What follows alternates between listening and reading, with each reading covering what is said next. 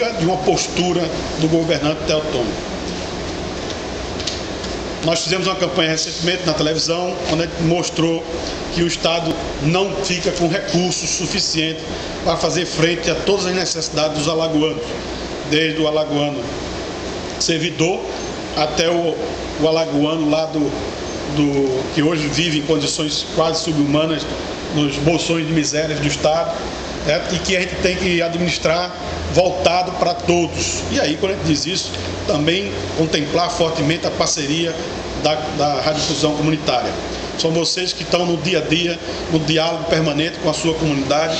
Vocês conseguem falar até em nome de pessoas, de ruas, de casas, e vocês vivenciam tudo isso. Então, é uma ferramenta de comunicação super importante, talvez ainda muito jovem no país, mas se Deus quiser, fortalecido com a vontade e a garra de todos vocês crescente, tá certo? Para que a gente busque espaço. Então, o que é que a gente disse aos representantes de vocês que têm um diálogo constante conosco? Primeiro, nós hoje não conseguimos fazer nem um volume de publicidade nas rádios comerciais, tá certo? Que estão passando também por dificuldade no financiamento de campanhas necessárias para a população através da publicidade, tá certo? Por quê? Porque hoje a gente trabalha com uma verba aproximadamente 30% a 35% do que era, né? E, logicamente, a ferramenta motivacional da população através da comunicação, não necessariamente a publicitária, tá certo? Mas é a publicitária que consegue levar recursos para dentro dos veículos, tá certo?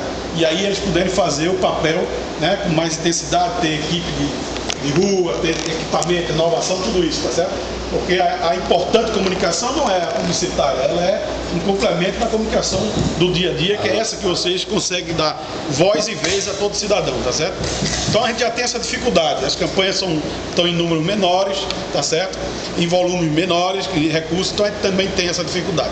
O número de rádios hoje, acho que estão todas regulamentadas em número de quanto? 45. Número de 45, tá certo?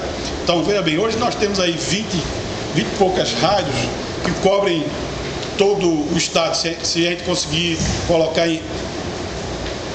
nessas rádios da publicidade, né, as rádios polo, né, ela cobre praticamente 100% do universo. E vocês estão em 45, as oficiais, e tem mais 130 mais. Tem mais 130 rádios que não estão ainda com todo o seu processo concluído, mas já tem importância na sua comunidade, já faz um relacionamento com a comunidade. Então, a gente pode estar falando aqui de algo em torno de 160 entidades, tá certo? 170, tá certo? Qual era o correto, né? O que é que a gente gostaria? Primeiro, está apoiando essas 170. Não, as 145 a gente gostaria de ter condições de estar apoiando ao máximo para que elas fossem para a legalidade, que elas estivessem estruturadas. Porque quanto mais veículos de comunicação comunitária, certo? Mais forte a possibilidade concreta de motivação da sociedade em vários projetos que o governo tanto precisa. Inclusão digital, é super necessário batalhar por isso, motivar a sociedade em buscar isso, tá certo? Um processo que é unicamente decisão do cidadão. Dengue. Dengue é só uma decisão de cada indivíduo, né?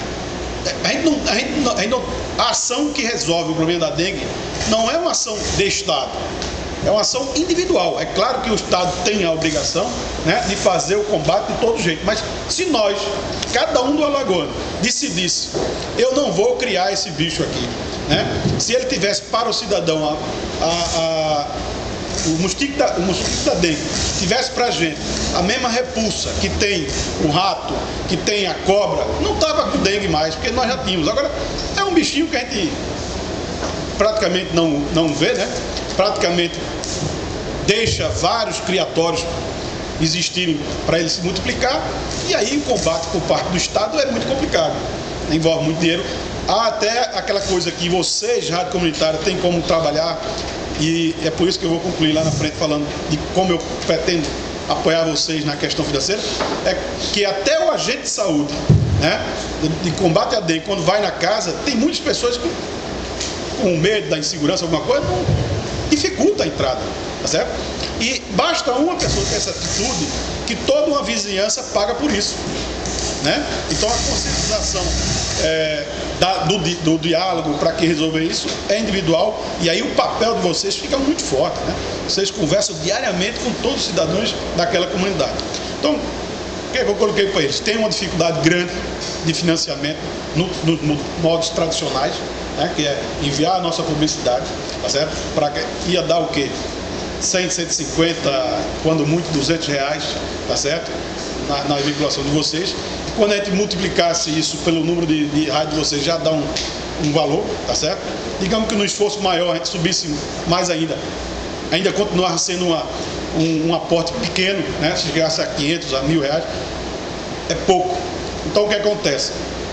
Nós começamos a levantar junto ao presidente, vamos buscar parceiros, vamos constituir.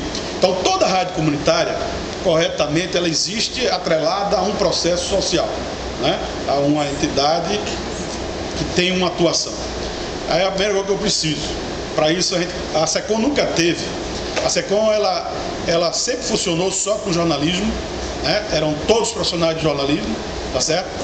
E nós não tínhamos departamentos na SECOM que enxergasse a radiodifusão especificamente, não só no seu contexto de notícia, que aí o jornalista consegue fazer essa ponte, mas acompanhar a forma como existe isso. Então, hoje, estou ali com um companheiro, já que eu estou no auditório de um sindicato, vamos utilizar, estou ali com um companheiro,